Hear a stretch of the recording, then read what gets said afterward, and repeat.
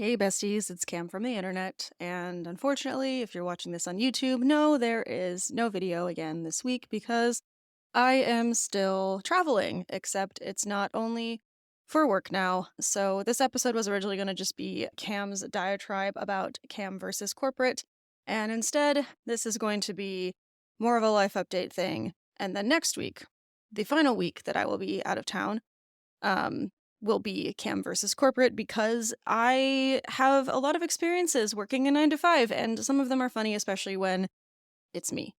I have a lot of responsibility, and that's kind of horrifying. So, life update instead. God, I don't even know where to start. Okay, I guess we'll start at the beginning. So, as a lot of you might know, especially if you've been here since season one, about a year ago, I made the decision to move to California from Southern Virginia, where I used to live. And the predominantly driving factor behind that decision was healthcare. I'm chronically ill. I have multiple episodes in season one about chronic illness. If you want to listen to those, you can. But I'm chronically ill with Lyme disease. I believe the most updated term, if you want to Google it, for what's wrong with me is post treatment Lyme disease. That's not entirely accurate because that implies that I got Lyme, I was treated, and it didn't go away. And that's not super accurate. But people roll their eyes when I say chronic Lyme disease. So post treatment Lyme disease is what's wrong with me, which basically means, in my case, my mom had Lyme disease. She never got it treated because she got bit by a tick in the 60s, and no one knew anything about Lyme in the 60s. And so her life went on. She got married, had 2 kids. Both of those kids popped out of her with Lyme disease. And now here I am, the oldest of those 2 kids, trying to fix my life. So I had been seeing doctors, experts in Lyme disease in California for about 2 years and decided in 2024 when I got this job that I currently have, that because I was making live in California money and because I had gotten grants to subsidize my healthcare, which, yes, gasp in horror, all ye who do not live in the US, that is a real sentence that I have to say, and I'm one of the lucky ones. But anyway, I had money to use for healthcare, and I was going to be spending a good chunk of it flying back and forth across the country, and flying back and forth across the country was becoming incredibly disruptive to my life, my family's life, all the things. And so I decided to pull the trigger and move to the San Francisco Bay Area of California in the summer of 2024. Now, I try not to be that person that the internet loves to make fun of, the friend who's always in crisis or the person who always has something going on. But I'm not going to lie to you, the last 12 months have been rough. They have been rough as hell, mostly in the health department. In the past 12 months, I have had 4 adverse health events. 2 of those 4 have sent me to the emergency room. The other 2 have benched me for months at a time, and a pattern has emerged where every time my doctors try a new intervention, my body flips out. And that's normal for people with a lot of different chronic illnesses. It's called a Herx reaction, Herxheimer reaction. You can Google it if you want to. So I'm no stranger to like my body doing these things, right? Like that's a fairly normal experience. However, it's never been that severe, and it's never been that impactful. Like when I was a kid, and a teenager, and in college, I would have Herc's reactions to interventions, but it was like I would get the symptoms of the flu. I would have worse brain fog, like stuff that I could power through. It wasn't me getting sent to the emergency room twice in the span of a year. And it wasn't me like almost losing my job. It wasn't me like not being able to drive because my vision in one of my eyes decided to narrow to the point where I couldn't see peripherally. Like that is not good. This is already all over the place. But like, before I go any further, I want to pause and just acknowledge a few points of personal privilege here. I understand that most chronically ill people who are at my stage of chronic illness are not able to work, and I do not take for granted the fact that I have the privilege to be able to hold down a job. Because despite how sick I am, I do not look sick physically. I look able-bodied. I say that I'm able-bodied passing all the time, and I know that that allows me an immense amount of privilege. It also allowed me the privilege, societal privilege, of being able to level with my boss and say, hey, I know my performance is suffering. I didn't want to necessarily tell you because it's not the sort of thing you typically go around saying in corporate America, but I'm chronically ill. This is what I have. This is what I live with. This is what I'm dealing with. And knew that he would be understanding, accepting, and willing to partner with me to find a solution until I could get my health under control, which is how I did not end up losing my job. and actually got a really decent performance review for my first full year at the company. And I work for a healthcare company, so that's like, you know, it's not par for the course, but like that there was some vocabulary, like understanding of chronic conditions there already. But again, I know that I have immense privilege to be able to do that. And also, I work for myself as well. I have a second full time job. I run my own content strategy and writing firm. And that provides me with, most importantly, a financial cushion to absorb things like 2 ER bills in 6 months, actually. I just remembered it was in 6 months. Um, and it also provides me with what the kids are calling FU money, meaning that I would have the dignity of still having some income if I lost a job. So there's that. And then of course there's the privilege. You probably already know this unless you've like just found this podcast. But if you've never seen me before, I'm a white AFAB person, and so that affords me a lot of privilege. Just the color of my skin gives me a lot of privilege in this world that others do not enjoy. And so all of that privilege comes together to where, like, I make decent amount of money. I have unfortunate social leverage because of the color of my skin, and so, like, there's things that I don't have to consider and don't have to worry about, and so, like, all of that privilege is something that I am not blind to, and that colors the way that I maneuver through the world, and I am aware that a lot of what I'm talking about does come from a place of privilege, and I just want to, like, acknowledge that because I think that it's important, and I will also acknowledge at the same time that I know that because I am, at least on paper to my doctors, a woman, um, I've had to deal with a lot. I gotta stop cussing because I don't wanna get, like, kicked off these platforms I post this podcast on, but I deal with a lot of crap because I'm a woman. And that does not negate any of the privileges that I just shared. It does not negate the privilege I have of being college educated. It doesn't negate the privilege of my race. It doesn't negate the privilege that being a white woman does afford me. It doesn't negate the privilege that I'm able to say, like, disclose to my employer that I'm chronically ill. Like, none of that negates that privilege. And I am a woman, and as many, many, many millions of women can attest, when you are seeking healthcare, it is very rare that you are listened to. So I have been very privileged over the past year to work with doctors in California who listen to me, understand me, respect me, and are willing to work with me. However, we keep coming up against this now 4 times in a 12-month period. So an average of every 3 months, which sounds about right, actually, like looking back on the last 12 months, my body is having some sort of malfunction because of an intervention they've tried. And what that means is that my body is going into like a failure state, and we lose all the progress we might have made, and then we have to deal with this crisis, and we can't ever get back on track to dealing with the roots of the problem, which is the chronic Lyme disease and assorted other factors. And so I did my own research. I took it upon myself to do my own research because I know and I understand that, like, doctors they have the same 24 hours in the day that I have, and they can't spend all of their lives on me. I can because I'm me. The other thing that I'm always aware of is that my doctors deal with very acute cases. And these patients, even the patients that are my age, they are not able to work because their chronic illnesses are so disabling.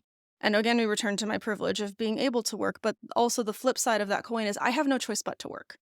I don't have parents who can fund my life. I don't have parents who can fund my healthcare. My insurance does not cover the current healthcare that I'm receiving. So if I don't work, I don't eat, I don't get healthcare, I don't pay the bills, my cats don't eat, my cats don't get healthcare, and on it goes. And so I think that, like, every time I bring up these concerns I have around how often, how frequent, and how bad my health events have been to my doctors, there is a bit of a disconnect there because they don't understand, because they're not used to patients like me who have to work, and it's just me on my own. They're used to patients whose illnesses are so severe that they're not able to work. Their parents or guardian is housing them and feeding them and paying for all of the expenses of life. And again, like, I would not trade what I have for that. I cannot imagine. But it does make it challenging to communicate with my providers that, like, this is not acceptable because I can't work, and if I can't work, my entire life falls apart. And, like, then you won't see me at all because my life will have fallen apart and I won't be able to pay for healthcare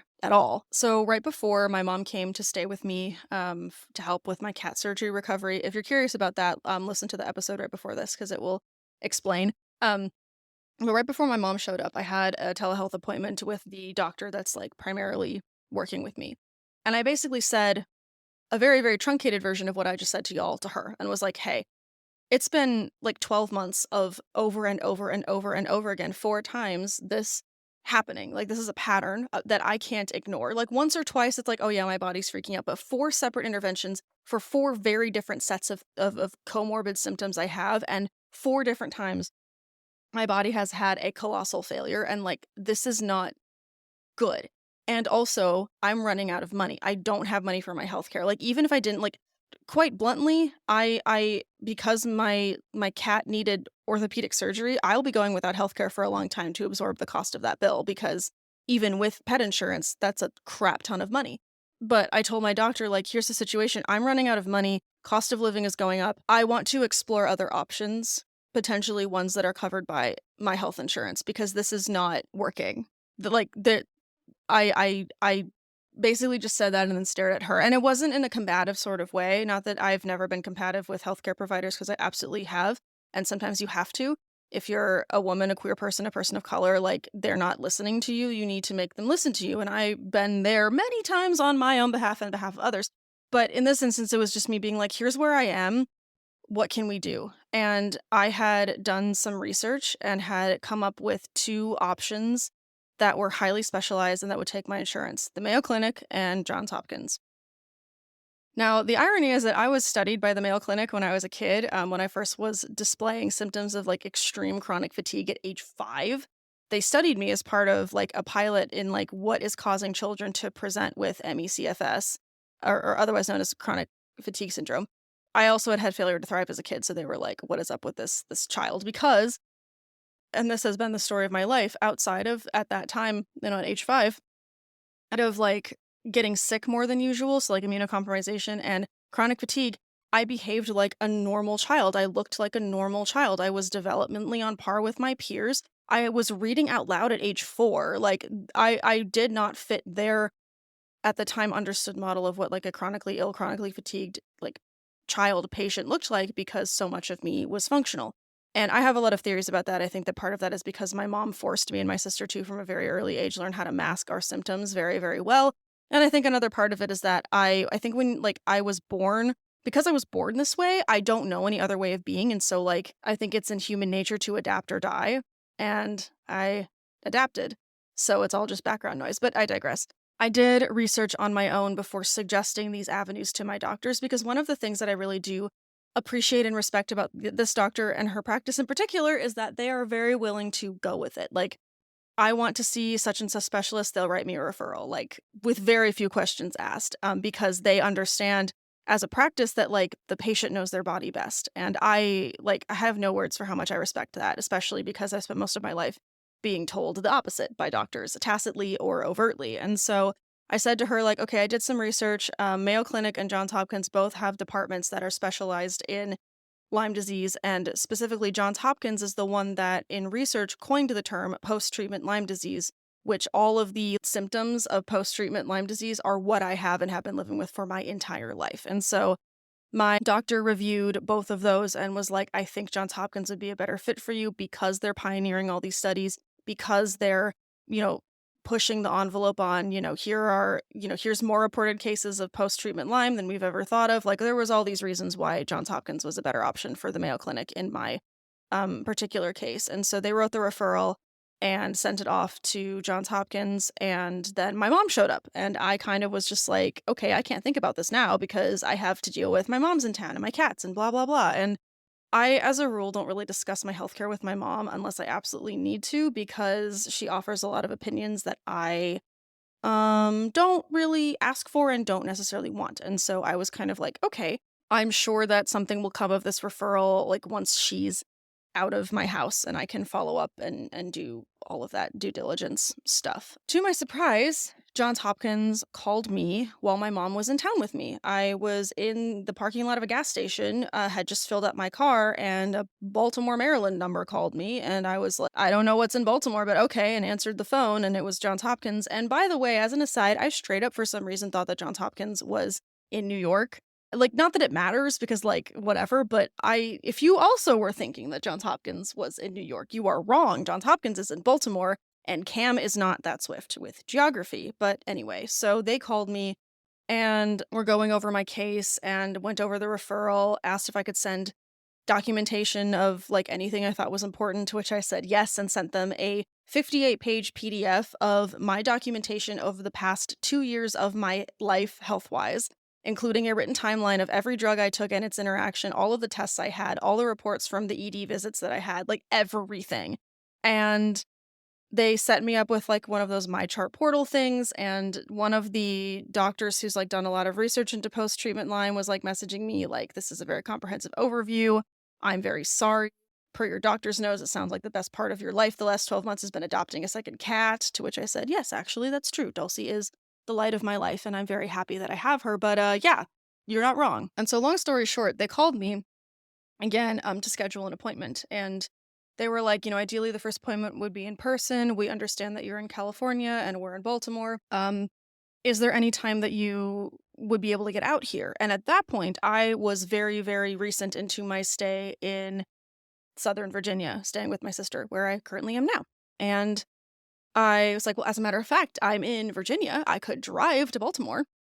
But you probably don't have any openings in the next, like, week. And they were like, "No, but we have an appointment open in 2 weeks. Would that work?" And so I said, "Sure," and I extended my time, and now here we are. So I am going to be seen by Johns Hopkins. Actually, as you're listening to this, I will be on the way driving to being seen by, people at Johns Hopkins. If you listen to this on Friday, when it comes out, I will be actively being seen by Johns Hopkins or driving there or driving back to my sister's, depending on when you're listening to this. So what does that mean, Cam? You might be asking. Good freaking question, party people, because I don't know. So my bottom line is this: Johns Hopkins takes my insurance. And in this world we live in, that kind of has to be key. Additionally, my landlord has informed me that they're raising the rent to the max allowed by law, which is not my apartment is nice and all, but it barely is worth what I pay for rent now, let alone a rent raise that's going to take effect in May. If things at Johns Hopkins go well, which I have a feeling that they will because they're experts that are highly specialized in this particular thing, and it was implied to me that a lot of patients that they see are patients who are otherwise, like, quote unquote, like, normal presenting, like me. If things go well, I don't want to be back in the position that I was at the start of all this, where I'm flying across the country to get healthcare, because I, A, cannot afford that, and B, don't want to keep asking my friend to drive across town in their already busy schedule to watch my cats. And so at that point, it would look like me packing up the cats and my stuff and moving back to the East Coast, which means 2 moves in 2 years. God help me. Now, here's the thing. I don't necessarily want to move. I don't like moving. There's nothing about the exercise of moving that I particularly enjoy. However, there are 3 main things that appeal to me about moving back here to Southern Virginia, given the direction my life is most likely taking. Number 1, lower cost of living. For context, we're going to talk numbers, so if talking numbers makes you uncomfortable, skip the next, minute, I would say. Just to give you an idea, so in California, I pay $2,300 a month for a 1-bed, 1-bath apartment with no utilities but water included. I have to pay extra for all of that, and I have free parking, but that's about it. In this area of Southern Virginia that I would want to move to, I would pay $1,500 for a 2-bed, 1-bath apartment, with free parking and no pet rent and about twice the square footage. So that just tells you, what the cost of living is. Right now in California, as I'm speaking, gas is $4.59 a gallon in the area that I live in, and in the area that my sister lives in, gas is $2.95 a gallon. So you can see in these economic times why I would want to relocate.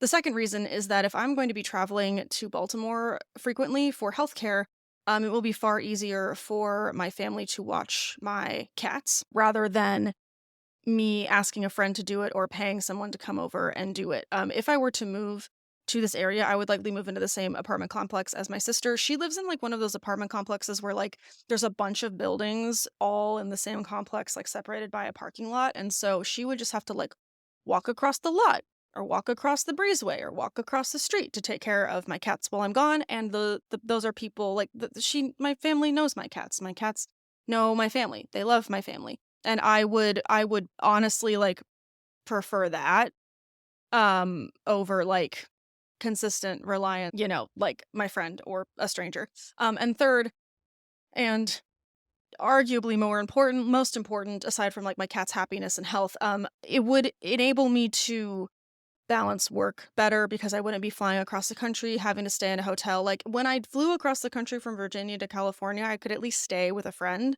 and use their car. And that absorbed a huge amount of cost. And so if I can't even do that because I don't know anyone in Baltimore, it makes no financial sense. So all of that being said, the odds are very high that I will be moving to Southern Virginia again because the healthcare train don't stop, people. So, yeah. Um, that's my life right now. I would love to stop being in situations. I would love to have things calm down. I don't know if I'm actually going to get that, but um I figured out if anyone here out there in the universe of the internet, y'all should know what's going on as it's unfolding because so many of you have been with me since I was in Virginia the first time and watched me move to California and bought me housewarming presents, which is really, really sweet. And all those housewarming presents will be coming with me. I will have to leave a good chunk of my belongings behind because I can't afford to move my whole household. Your gifts from my Amazon wishlist will be coming with me because those are very meaningful and wonderful and sweet, and I don't want to lose them. Especially with the advent of like a possible TikTok ban on April 5th, which this recording will be coming out the 4th. So tomorrow, if you're listening to this on that day, I want to make sure that y'all are updated on my life because it means a lot that you care. And I think that it's really important to invest in community by bringing community into your life however you can. And this is my way of doing that. So that's the main update. I will be recording an entire other episode to come out next week. That is just like the absolute hilarity of Cam versus corporate because I've been working in this job that I have now for a little bit over a year.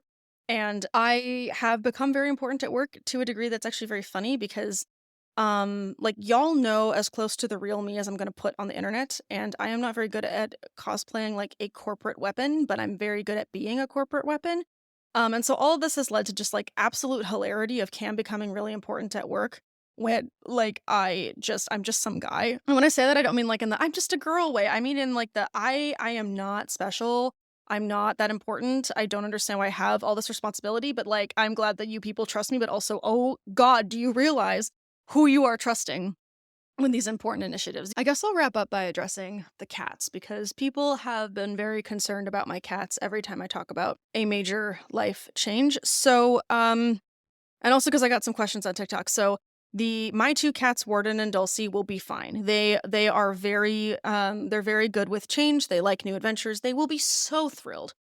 I cannot explain how thrilled they will be to be near their grandma and grandpa and auntie, my parents and my sister. Regardless of what my relationship is with my family, they love those cats, and I love that they love those cats, so they will be okay. Warden and Dulcie will likely go and stay with my parents around like the middle of July. I'm looking at moving out like the middle of August.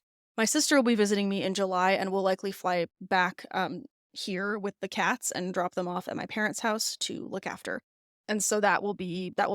And that is fine. It's something that we've all discussed. Some of you might remember I made a TikTok video once about how there was an active shooter running through my neighborhood, and I ran outside to get the stray cat that lives in my driveway and bring him in my bathroom. And a lot of people were like, why is he not your cat? So this is now going to be a slight diatribe. So let me explain this cat. This is mostly also to add some levity to this entire topic. Okay, so this cat's name, I don't know his name. I just started calling him Paul. Like the male Paul name, Paul. If you read the Locked Tomb books by Tamsin Muir, yes, I named him Paul on purpose because I'm Cam, I have Warden and Dulcie, and then I have Paul. Paul is probably about Dulcie's age. He's probably almost 2 or 3, I would have to guess. He still behaves like a very young cat. When I first moved in to my apartment in California, I was told by several people that my neighborhood had a stray cat problem, which I never mind. Like, I know that like a lot of stray cats are very dangerous to the environment, and there's a whole other conversation to be had about the ethical responsibility of owners to keep their pets indoors, blah, blah, blah. But there's a lot of stray cats. I knew this. I didn't mind. My cats are not allowed outside without a leash and a harness that is attached to my body. Warden likes to go outside on a leash and a harness. I have not allowed him to do that with his feet touching the ground since the avian bird flu thing. If he goes outside, he's in this like little playpen with a zipper top that my sister got him for Christmas, or he's in his catio, which is lifted up off the ground and it's fully fenced in. He has nowhere to go but back inside into my bedroom is the door or the window that it's mounted off of. When I first moved in, Paul, this little cat, like this gray tabby cat, kept coming to my door. And every other stray cat in the neighborhood would not come within 5 feet of me, but Paul just trotted right on up to me. The first time that I actually realized he was there, it was because I was rearranging stuff in my trunk and I felt something furry butting against my leg. And I looked down and he's headbutting my leg and rubbing up against me and purring and meowing and asking like for pets. And so I crouched down and I pet him and I pet him for maybe a good 2 minutes and he rolled over and showed me his tummy and I kept petting him. And I noticed that, because this was about like the beginning of June, that he was panting because it was hot. So I brought him some water and he like sucked that water down like nobody's business. And I was like, okay, like this is either a cat that got out of his human's house and doesn't have anywhere to go, doesn't know how to get home, or this is a cat that was someone's and was like let out or abandoned or whatever. Like this is not a stray cat. So I would bring him some food and he like how cats like pretend like they're starving and are really dramatic like before mealtime. This was not that. Like he was actually starving. Like he was eating the food so fast that I had to like take it away to slow him down because he was going to throw up because he was eating so fast. And my heart was just breaking for this little guy because I don't have room for 3 cats in my apartment. It's too small. And so eventually I earned his trust enough to scoop him up and put him in a carrier and take him to the SPCA. Um, I was so convinced that he was like someone's animal that had gotten out. They scanned him and they found a chip. And the owner's address was local. Like they were like, he probably just got out. Like it was so good of you to care for him. We will make sure that he gets home. And I wasn't allowed to know the owner's name's address or his name, the cat's name. I don't know his real name if he has one. And I was like, okay, great. Would you just be willing to, if you think of it, let me know if if like someone comes to get him? Because I just want to know like that he's gonna be okay. And so they called me the next day and said, we got his humans. They came, they just picked him up. He's on his way home. And I was happy. I was sad because I would miss that little boy, like hanging out by my door and talking to me. We started nicknaming him Package Protector, me and my family did, because every time someone would leave a package at my door, he would sit on it, he would sit near it, he would nudge it with his like body toward my door, like he would be, "Hey, there's a package here, it's for you." And it was very cute. And I was going to miss my little Package Protector.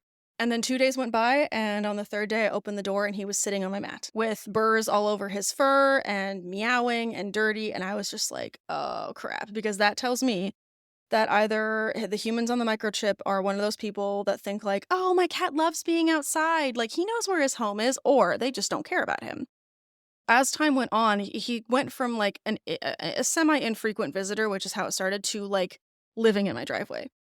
And by the time the cold months rolled around, he was like in my driveway 24/7. I have one of those like doorbell cameras because I'm like an AFAB person living alone. And I would see on the doorbell camera that he never went home. He used to go home or go somewhere, I guess, every night. And now he wasn't going anywhere. He was just staying in the driveway. And so my sister and I pooled our funds and made for him this like super heat reflectant house that we tucked in a little alcove outside my door so that he could sleep with his own body heat being reflected back at him.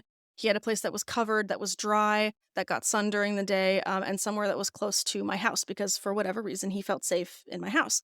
And he also loved my cats. Like I still have a video of the first time that Warden saw him, and Warden was not happy, but they warmed up to each other really quickly and like play with each other through the screen door. Warden always wants to go outside and see him. Like they'll touch noses through the screen door. It's very cute. And I think that Paul realized that Dulcie was like a bit scared of everything and everyone that wasn't Warden or me. And so he started like when Dulcie would creep close to the door, he would make himself very small. He would show her his tummy. He would like chirp at her to like be, I'm safe. I'm just a little guy. Like I'm not gonna hurt you.